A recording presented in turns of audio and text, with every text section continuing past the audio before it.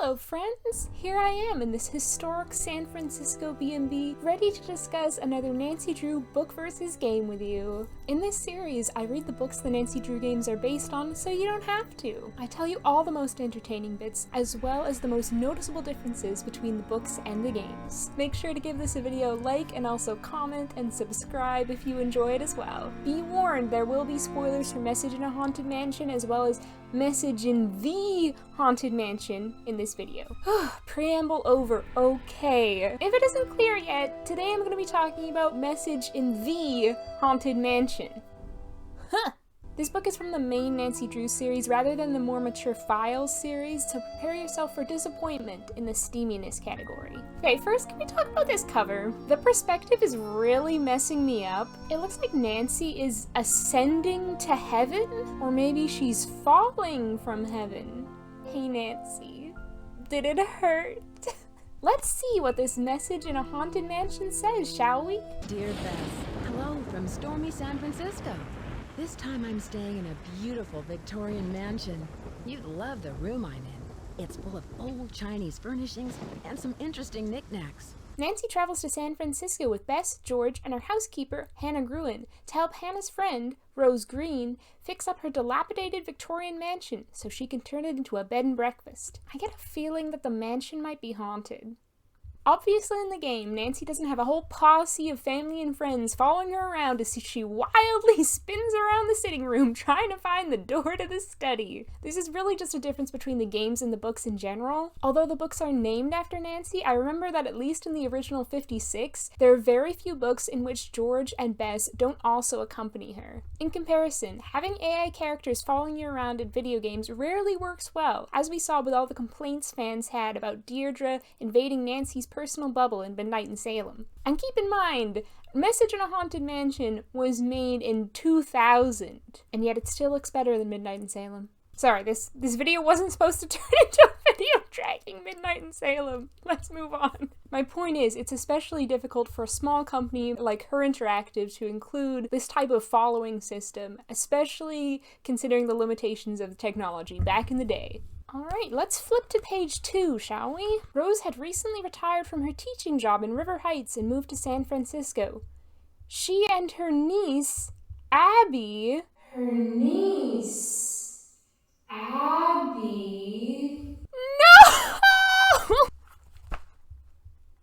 Page 2, and one of my ultimate Nancy Drew ships is sunk as thoroughly as the Titanic. I hate it here.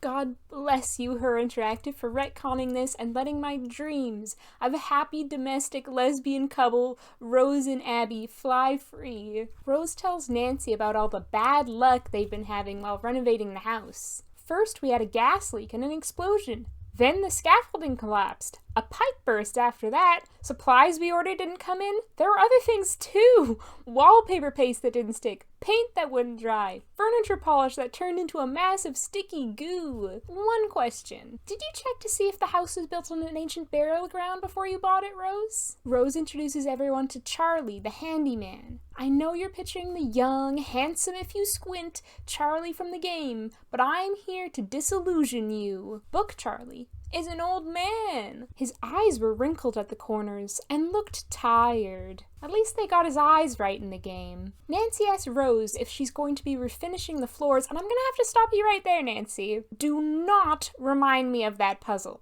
You know the one. Enter Abby, stage left. She has a cat. I'm looking at my notes for this and I've just written in all caps in the margin, "What's the cat's name?"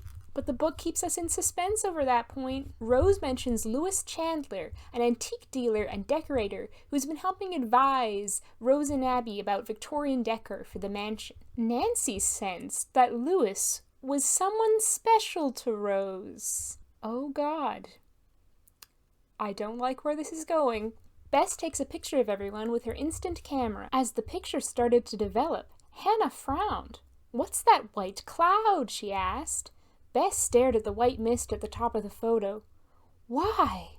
It looks like a ghost. Nancy says it's probably a reflection of light, like the killjoy she is, but I am so here for this. Bring on the ghosts!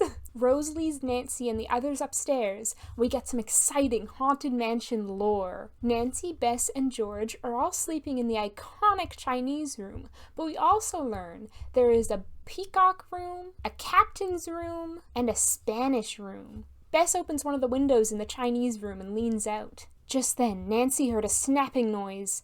Glancing toward the window, she saw it jerk sharply. She leapt towards Bess, grabbing her arm and pulling her back. "What?" Bess began, but her voice was cut off as the window came crashing down, shattering glass across the floor. Bess stared at Nancy, her eyes huge with fright. That window could have cut me in two! Is it even a Nancy Drew book if someone doesn't almost die in the very first chapter? I don't understand, Rose said. Charlie just repaired those windows. He even replaced the glass. So Charlie's looking pretty sus right now. Another notable event that happens is Nancy sees a boy standing across the street from the house. Apparently, this is suspicious. If this were the Nancy Drew files, the boy would be a total hunk, and that would be why Nancy notices him. But it's not, so it's just like, okay, there's a pedestrian on the street in a tourist-heavy city, admiring a beautiful historic house unique to the area. How bizarre! Then we finally meet Louis. Louis is here, said Rose, her face lighting up. She quickly checked her hair and makeup in the rear view mirror. But his big moment is kind of detracted from because there's been a flood which has caused quite a bit of damage. Due to the flooding, the Chinese room is ruined, and Nancy, Bess, and George have to stay in the blue room instead. Another new room! I was kind of surprised they wrote the Chinese room out so early considering how central a location it is in the game. It makes sense for her to keep Nancy in the Chinese room because video games are a much more visual medium and the Chinese room is just so visually stunning. Much more so than a room whose main characteristic is just being blue. The Chinese room in the game also ties in so closely to the story and the puzzles, considering how tightly Chinese language and culture are woven into both. We're about to discuss my favorite scene in the book. Nancy, Bess, and George go to a local Chinese restaurant for a bite to eat. I'm just going to read to you what happens next. As they were finishing their meal, a teenage girl in a pink sweatsuit and running shoes came to their table to clear the dishes. Her long black hair was pulled back under a sweatband, and her face was flushed. "Just been out running?" George asked her. The girl grinned and nodded. "My mom hates me to work in my running clothes," she said, "but sometimes I barely have enough time to get in and run, much less shower and change." George smiled. "I know what you mean," she said. "Say, maybe we could run together sometime." George is so gay. She meets this girl for the very first time, says like one thing to her, and immediately asks her out on a running date. You think you're being subtle, George? I can read you like a book, and that book is The Well of Loneliness, because you're a lesbian, baby. George's new girlfriend is called Mary Lee. And Mary and George exchange phone numbers. They've only had one conversation. They've already set up a date and exchanged contact info. I wish I was as good as George at getting girls. Oh my god. Back at the Haunted Mansion, Nancy is getting ready for bed when something catches her attention. A soft hissing noise seemed to be coming from outside the bathroom window. What was it? She wondered. Nancy carefully raised the small window. Above the noise of car traffic, muffled by the fog, she could hear a dog barking, but nothing else. Then she saw it. Floating outside a window to her right was a silvery white figure, half lost in the fog. It looked almost like a body, or a ghost. "Who is it?" Nancy called. There was another soft hiss, and then the figure disappeared. Nancy heard a thud. She waited for the apparition to reappear, but she could see nothing through the dense fog. Then a light shone out from the window right where the floating figure had been. Nancy goes down the hall to Abby's room as she estimates that the ghost appeared outside Abby's window. "The same thing happened when I first moved here," Abby said. "I thought I saw all kinds of things I couldn't explain. There's definitely an aura about this house." Nancy asks if she can look at Abby's window, and Abby is reluctant, but eventually agrees. Nancy doesn't end up seeing anything, but when she closes the window, it makes the same thudding noise that she heard earlier. She also notices Abby's cat, who we learned is named Alfreda, pawing at a piece of shiny cloth sticking out from under the bed. Love a good old lady name for a cat. Back in the blue room, Nancy tells Bess and George what she saw. "You saw a ghost," Bess declared. "Maybe it was some young girl who died of a broken heart, and her ghost walks each night." Flinging one hand theatrically to her forehead, Bess kneeled on the bed, pretending to die of heartbreak. She gripped the bedpost with the other hand. Suddenly, the bedpost knob came off in Bess's hand. "Whoops," Bess said, thrown off balance and nearly falling off the bed. Bess sprang back to screw the knob back on the bedpost, but as she began to fit it into the peg, she stopped and stared inside the hollow post. Then she gasped.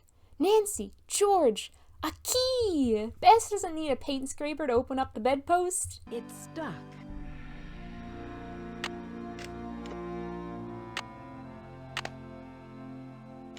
Louis arrives. Louis took off his cashmere muffler and overcoat. He looked quite distinguished with his crisp white shirt, silk handkerchief, and well-cut dark suit. Louis is organizing a booth at the Winter Festival, and he thanks Abby and Rose for offering to help. "It's the least we can do to repay you after all the help you've given us," Rose said.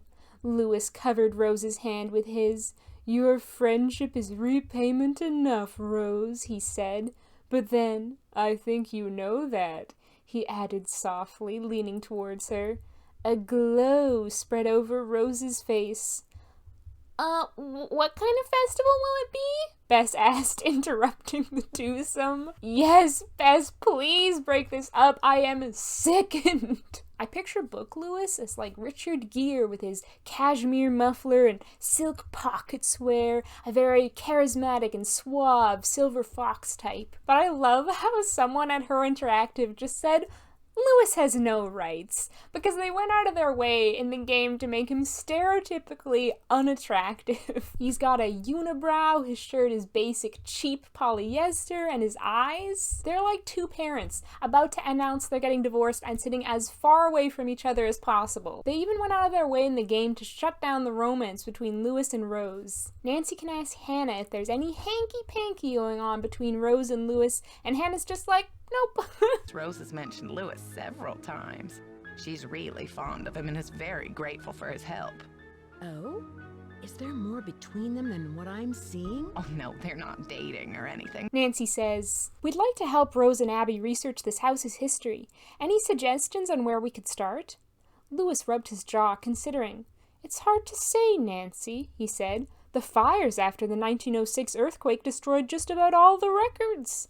"Why, Louis," Abby said, suddenly appearing in the doorway. "The public library has lots of old records, old telephone directories, insurance maps, that kind of thing. Last time I was there, I picked up a booklet on how to research your house at the library." Yes, you're right, Abby," Louis said hastily. "The library does have a lot of old records, but perhaps you girls ought to focus on the work here first, before getting bogged down in time-consuming research. Rose and Abby really need your help here at the house." "But Louis," Rose said, looking puzzled, "I've been wanting to get this research done since we bought the house. We should have a full history of the house put together before we open. You told me that yourself." So Louis is looking pretty sus right now. After Louis leaves, Nancy helps out with some of the renovation work. There's a decorative ornament on top of the Haunted Mansion's tallest tower, and Abby asks Nancy to straighten it. I can see why Abby can't straighten it herself, considering she's a lesbian. But I don't know why she expects Nancy, a bisexual, to have any more luck. Suddenly, Nancy felt the tower roof begin to give beneath her. She spread her arms and legs even wider, trying to distribute her weight better, but it was no use. The tower gave a final tremble. An instant later, Nancy went crashing through the roof. So that's what's happening on the cover. She lands, of course, in a secret attic. That is certainly a much more dramatic way to discover it. Her method for getting out feels a bit more familiar. Nancy tugged at the trapdoor handle, but the old rope split in her hands. She pulled the paint scraper from her pocket and edged it around the crack between the door and the floor planks. There's an old writing desk up in the attic. Nancy tried to lift the lid on the small desk. "It's locked," she announced. The iconic Nancy line. It's locked. Bess fetches the key she found in the bedpost, and it unlocks the desk. They find a bunch of antique papers and photos in it, all relating to Lizzie Applegate and her hotel, the Golden Gardenia. Gardenia? You tell me. I'm outing myself for being dumb here, but did anyone else think that Lizzie Applegate was a real person? I tried looking her up while I was researching for this video, and I found out she was entirely made up for Nancy Drew. I completely convinced myself that she was real and that I'd heard of her before I ever played Message in a Haunted Mansion. I'm kind of devastated. But this isn't really that stupid, right? The Nancy Drew games are meant to be educational games. Are you trying to tell me that Harry Houdini isn't real either? Or Marie Antoinette? Or Mickey Malone? Wait, what do you mean Mickey Malone isn't a real person?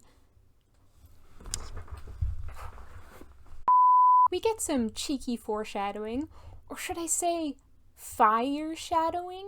Nancy noticed a spark fly from the fire. "Watch out," she said, swiftly stamping out the spark. "We really should have a fire screen." Rose nodded. "You're right, Nancy. Abby, before we use the fireplace again, let's get a screen. We don't need any more accidents." Then Bess rushes in. "I saw her," Bess said in a whisper.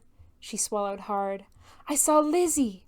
Lizzie's ghost!" She saw Lizzie in the mirror in the basement saloon, but when everyone goes to investigate, they just see themselves in the reflection. The others are skeptical. "The ghost had blonde hair and curls, and she was wearing men's clothing," Bess said. "Perhaps you simply saw your own reflection," Lewis suggested. "You have blonde hair." "Why, yes," Hannah added, "and you're wearing jeans. That would make your reflection look like it was wearing men's clothes." But Nancy knew her friend had an active imagination, but Bess would never make up a story. If Bess said she saw something, Nancy believed her. We love a supportive female friendship. The next day, the girls have tea with Hannah's friend, Emily Foxworth. This is one of my problems with this book. There are too many characters and a lot of them feel extraneous. The book is 150 pages long and there are already 10 major characters other than Nancy. Abby, Rose, Lewis, Charlie, Bess, George, Mary, Hannah, Emily, and that weird boy. That's too many. One good thing about the constrictions of game design is that it forced Her Interactive to cut down the number of characters, and the game feels a lot more streamlined because of it. When they get back to the Haunted Mansion, Nancy notices the strange boy again. As he came closer, Nancy saw that he was holding a large bundle under his ragged army coat. His face was pale, and his eyes were wild with panic. "Hey!" Nancy yelled, but the boy didn't stop. He darted around the girls and ran on down the street. Why does she yell at him? What cause does she have? Oh, he's carrying something and he doesn't get enough sun. Better arrest him right away. Mind your own business, Nancy. But the girls are soon distracted as they notice black smoke billowing out of one of the windows of the haunted mansion. "The mansion's on fire!" Nancy shouted. Fire! Fire! They see Lewis rush out of the house, and Abby also appears, carrying Elfrida. Thank God the cat's okay. Lewis's story is that he was walking by the house and smelled smoke. Okay. As is the case in the game, it appears that some historical documents were destroyed by the fire, but there doesn't seem to be too much damage other than that. Luckily, they have fire insurance, as Abby apparently insisted on it. I personally would check at this point to see if Abby insisted on life insurance for Rose, too, but Nancy doesn't think of that. Abby manages to salvage a few papers, including a song that's supposed to be sung to the tune of "Oh Susanna," which I am not going to sing because I sing like a Muppet. Some of the lyrics are important though. "I'll wait for you by the Golden Gate and hold your treasure true, where the rainbow ends in Christmas gold and the phoenix rises too." As in the game, Nancy notices a scrap of paper which hasn't been burnt with a date on it. 1982. We love a conveniently fireproof scrap of paper. Although now 1982 would be considered historical, this does indicate that the papers that were burned were not actually the historical documents. Nancy goes upstairs to the blue room. Nancy paused to smell the air. The smoky smell was certainly there, but there seemed to be something else. Abby's been smoking a fat joint. Then Nancy sees something on her pillowcase. A note which reads, "Leave the mansion at once." It's the titular message in the Haunted Mansion. Nancy realizes what she's smelling is the paper, which has been scented with gardenia, Lizzie Applegate's favorite flower. This leads Bess to conclude that the note was sent by Lizzie's ghost. She must have mailed it at the ghost office. The next day, Nancy, Bess, and George go to the California Express Company to learn more about Lizzie Applegate's past, and when they return to the Haunted Mansion, George slams the door shut behind her, and the main chandelier crashes to the floor. Whoops. Unfortunately, Lewis isn't under it when it falls. Hey, get me out of here. George says, "I don't think any pieces hit me. I can still go running with Mary later." George could have died, and the first thing she thinks about is seeing Mary. If that's not love, I don't know what is. It's certainly healthier than whatever Bess had going on with Rick Arlen. Later, the three girls stroll over to Lewis's antique store. Sitting outside the antique store is a taxi, and sitting inside it is Charlie, because apparently Charlie's also a taxi driver in this book. Nancy instinctively crouched behind a mailbox for cover. I am dying over the mental image of Nancy just abruptly popping a squat in the middle of a public street behind a mailbox. Bess and George are so unfazed by this. I guess they're just so used to Nancy's antics by now. Charlie drives away and the girls go into Lewis's antique store. Charlie's daughter works there because apparently Charlie has a daughter in this book? Not another character. Please, I have the memory retention of a hamster. You can't keep adding new characters. Nancy tells Lewis about the accident with the chandelier, and this is his response. Lewis's jaw dropped. "No!" he cried in dismay. "Oh, it can't be! Rose loved it so much, and it was such an exquisite piece." Even though Lewis is the culprit of the game, that doesn't 100% mean that he's the culprit in the book. But this atrocious display of hammy overacting is enough to convince me that he almost definitely is. The next day, Abby goes out, and Nancy takes this opportunity to search her room. Nancy bent down to look under Abby's dressing table. She spied a small metal cylinder with a label that said compressed air. Behind the cylinder lay something that looked like a belt. Picking it up, she realized it was some kind of shoulder harness made of black fabric straps. She looked back and forth from the cylinder to the harness. What could Abby be using this equipment for? Obviously, Abby's into some kinky shit, Nancy. Then the girls go visit Mary and her family. In the book, Mary's great-grandfather worked for Lizzie Applegate at her hotel, and Nancy learns about the phrase gumbo foo through Mary's family. Gumbo foo? What's that? I appreciate that this book has actual Chinese characters in it. For a game that uses so much Chinese culture, it feels like a real oversight to not have a single Chinese character in it, not even as a phone contact. Nancy, Bess, and George have agreed to help Lewis at his booth at the Winter Festival, and part of that entails dressing up in Victorian clothes, which Bess makes Nancy and George try on so she can alter them. In the middle of their fitting, Bess spots something out the window. A blonde woman with a small white dog.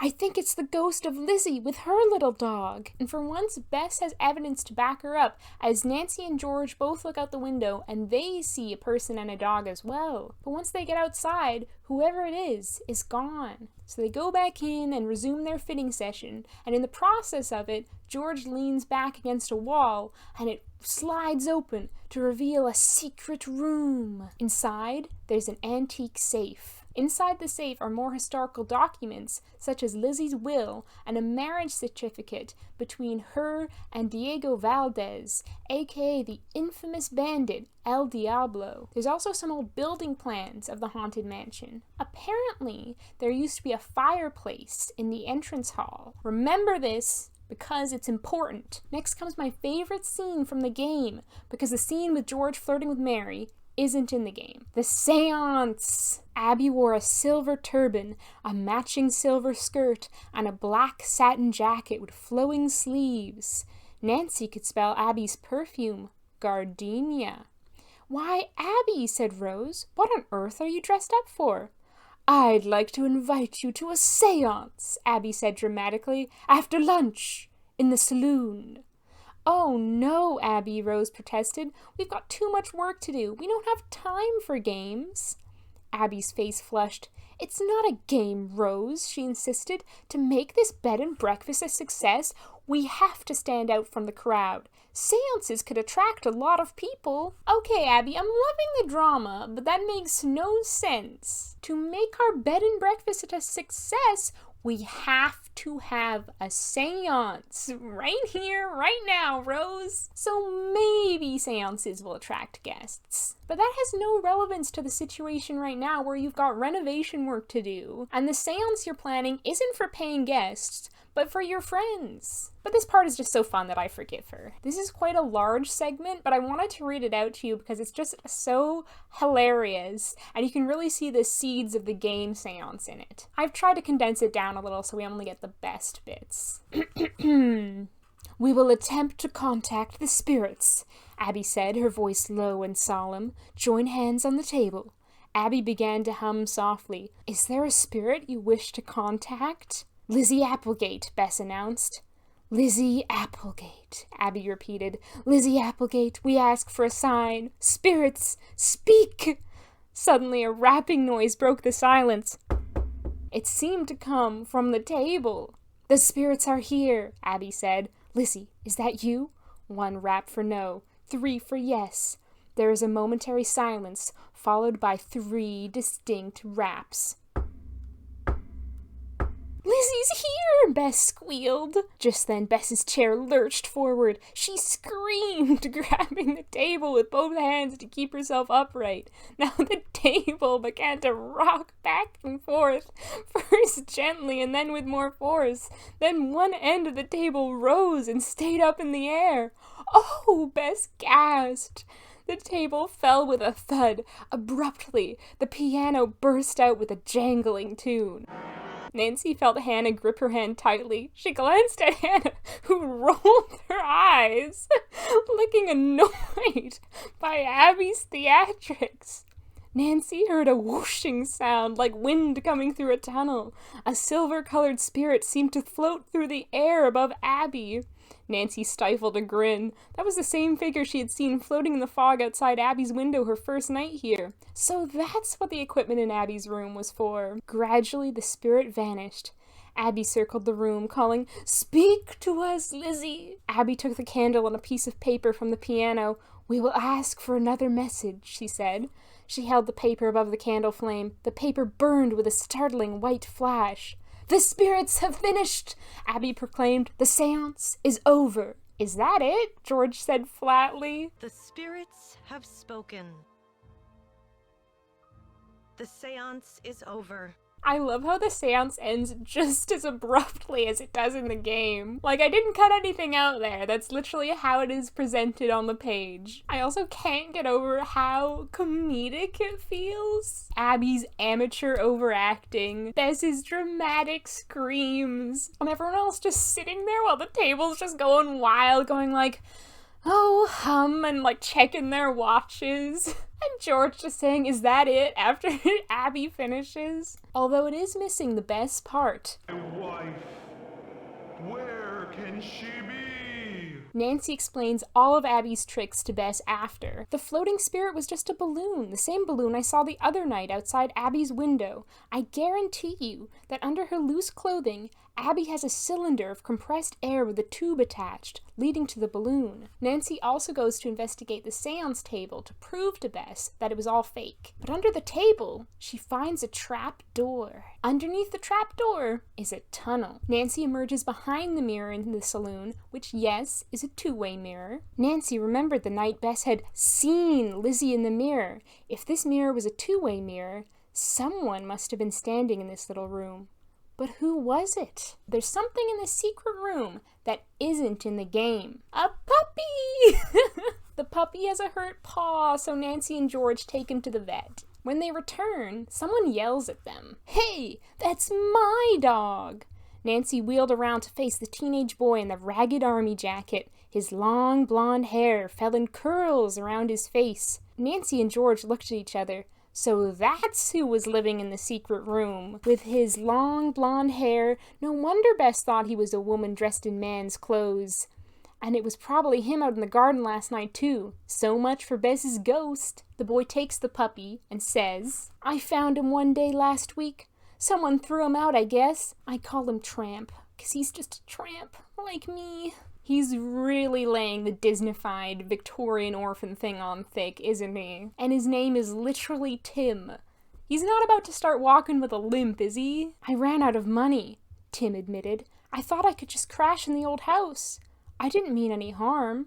But that's trespassing, Nancy said. That is harsh, Nancy. Obviously, her interactive combined the characters of Charlie and Tiny Tim for the game. This makes a lot of sense. As I've said, there's too many characters in this book. Combining the two characters and their functions makes the story a lot more streamlined, and you don't lose anything in the process. Tiny Tim says that he saw a man with a red bag at the scene of the crime on the day of the fire. The next day, Lewis invites everyone to help him set up his booth for the Winter Festival, but Nancy declines, instead opting to chip paint with Charlie, aka to interrogate him. Rose placed her hand on Lewis's. I'm glad to help, she murmured. I know I'll enjoy it. Lewis gave her fingers a gentle tug. It'll do you good to get out of the mansion for a while, he told her in a soft, husky voice. Sorry, I was forced to read through all these gag-worthy scenes, so I'm going to make you suffer through them as well. It's only fair. Hannah also goes out for the day to visit Emily, but Nancy later gets a phone call saying that Hannah is sick and needs Nancy to pick her up. Abby offers to lend Nancy her car. The car is in good shape. I got new brakes a few months back. And the engine just had a tune-up a few days ago.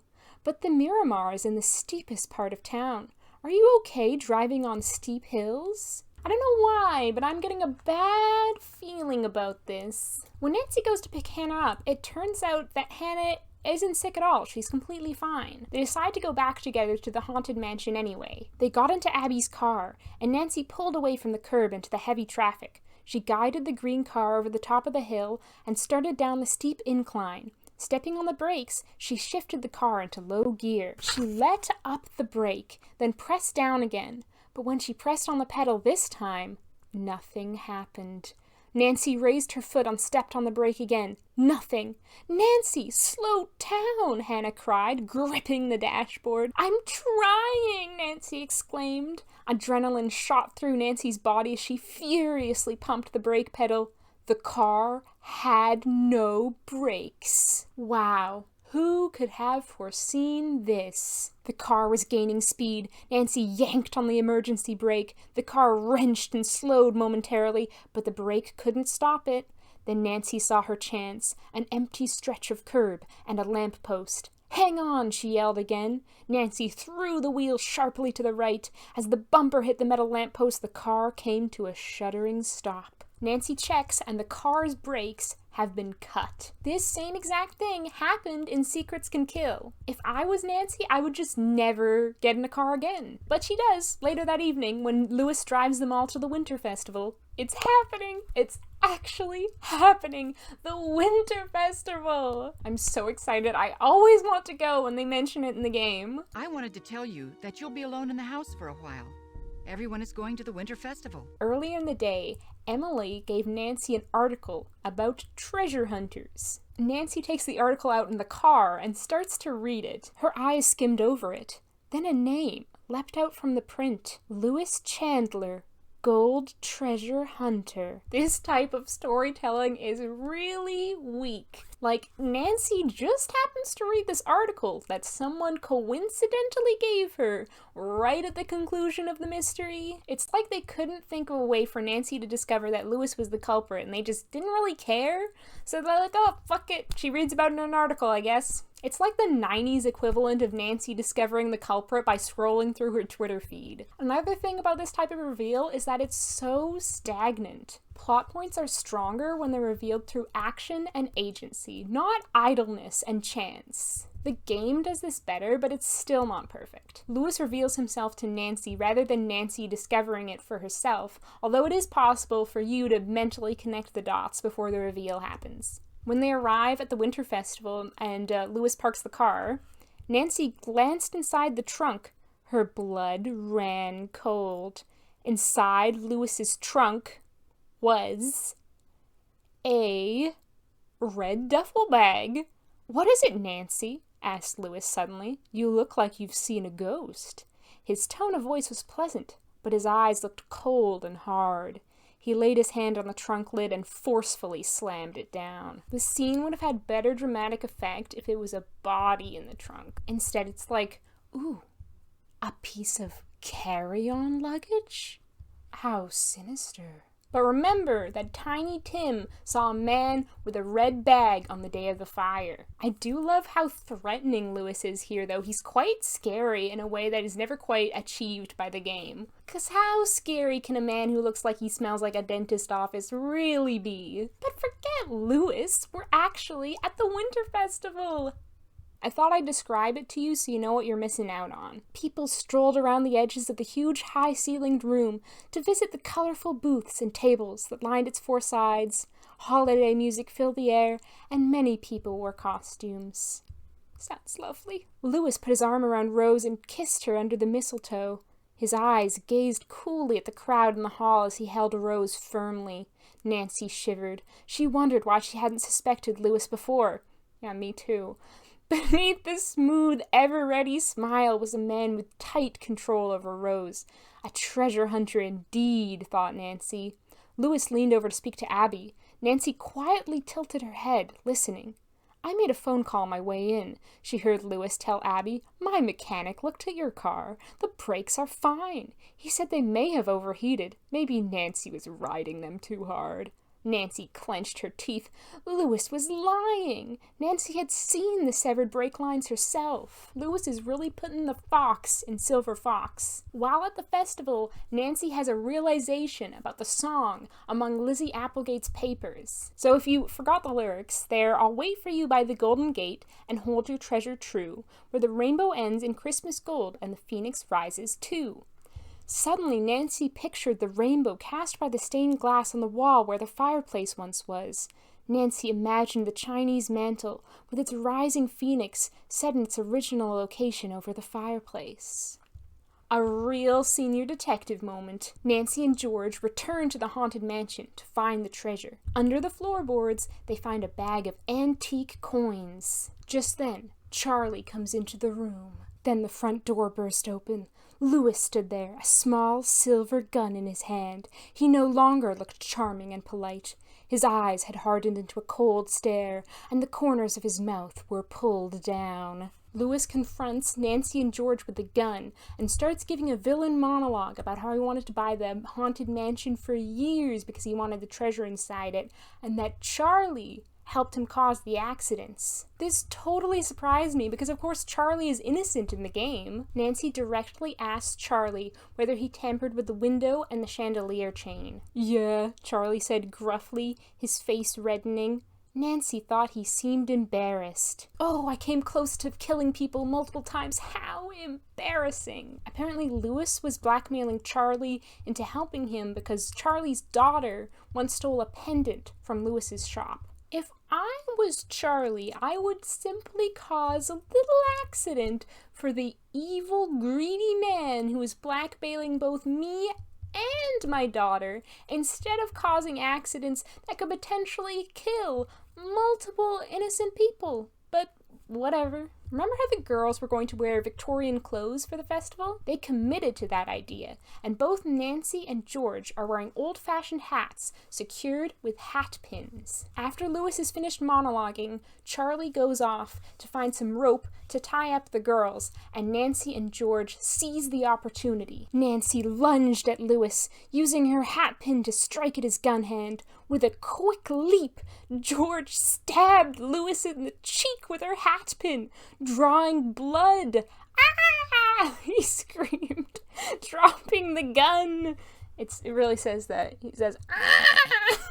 I'm pretty sure George just fucking impaled Lewis through the cheek. I love that. Why doesn't Nancy impale Lewis with a hat pin in the game? Just go completely feral. Then Nancy and George spray Charlie and Lewis with fire extinguishers, which also would have been great to see in the game, and the police arrive. Then there's an extremely abrupt cut to everyone singing songs around the piano. Nancy, Bess, George, Mary, Tim, Rose, Hannah, and Emily all gathered round the piano down at the saloon, singing while Abby played. See what I mean about too many characters? I'm out of breath from reading that one line. Unlike in the game, we get a resolution to Tiny Tim's storyline. Rose gives him Charlie's job and lets him and Tramp stay at the Haunted Mansion in an actual room. While they don't get to keep the gold, they receive the original $3,000 reward for finding it, which apparently goes to Abby and Rose, who did absolutely nothing, rather than to Nancy, who actually found the gold. But I guess Nancy doesn't really need it, being a trust fund baby and all that. Bess takes another group photo with her camera. A minute later, Bess pulled back the film. Once again, they saw a ghostly apparition in the background. Lizzie? Bess wondered. What do you think, Emily? She showed her the photograph. Emily shook her head. I have no idea what caused this, Bess. It really doesn't look like a reflection of light, I must say. Just then the saloon lights flickered, and the scent of gardenia seemed to waft through the air. Nancy shivered in spite of herself. She glanced over at Abby. Don't look at me, Abby said. No tricks tonight. I told you guys, Bess insisted. Lizzie's ghost is here. Nancy smiled and shrugged. It is weird, Bess, she admitted, but I guess some mysteries are better left unsolved.